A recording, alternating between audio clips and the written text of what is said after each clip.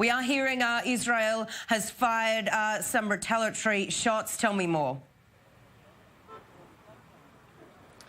Yes, Israel has retaliated with some artillery attacks against those positions from which the anti-tank missile was fired at the border town of Avivim. But we are actually located just north of the town of Nahariya on the road that leads up to the Israel-Lebanese border. And just 15 minutes ago, there was pandemonium over here, a roadblock by the F declaring what's called absorption readiness, meaning ready to absorb some kind of attack. The vehicles were not allowed to continue up north. There was a huge traffic jam over here that's just been opened up right now. Now, this is the remnants of the roadblock with the IDF soldiers right over here. It's now been opened again for vehicles to be driving. Before it was blocked, and we saw some parents coming here and saying we have to get back to our kids. Our kids are at home and we're not, let us through. And they weren't allowed to be let through until literally a few minutes ago. We're also seeing that the IDF spokesperson's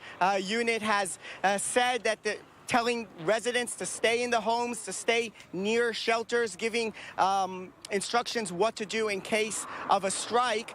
It's not clear if those instructions are still in place or if the threat has been lifted, but vehicles are being now allowed to go back up north and possibly to still be under those restrictions when they reach their homes. Alec Pollard, thank you. I'll come back to you a little later on. Let's come back to the studio now. And we are, Adi, hearing these retaliatory strikes from both sides. What can we really expect to happen now? It seems like it's really starting to unravel a little. Up until now, it seems like a very typical scenario of retaliation from one side and then another one from the other side. Israel answering the Lebanese anti-tank missile with artillery shelling is pretty typical, pretty ordinary.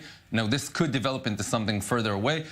Up until now, we've heard no reports of casualties, and this may be the main factor that affects this. If there are no casualties, both sides can contain this and declare to their own audiences, we've caused damage, we got our goals, we won this round, and go back to their homes without conflict escalating. As soon as there are casualties, the prices go higher, and the chances for an escalation go way up higher. And what sort of channels are open between the two parties to try and bring this down? It's a great question, Sarah, and I suspect that there will be those at the United Nations, perhaps affiliated with the UNIFIL force in southern Lebanon, or maybe some in parts of the Arab world, who are able to try to communicate messages between these two, maybe through the United States and the Lebanese government even possibly. But there will be no shortage of groups that will want, and parties that will want to try to mediate between these two groups. Again, no one really wants to see an escalation, I think, from either side. I think Adi is absolutely right. To the extent that there aren't casualties, I think this is something both sides will want to try to contain.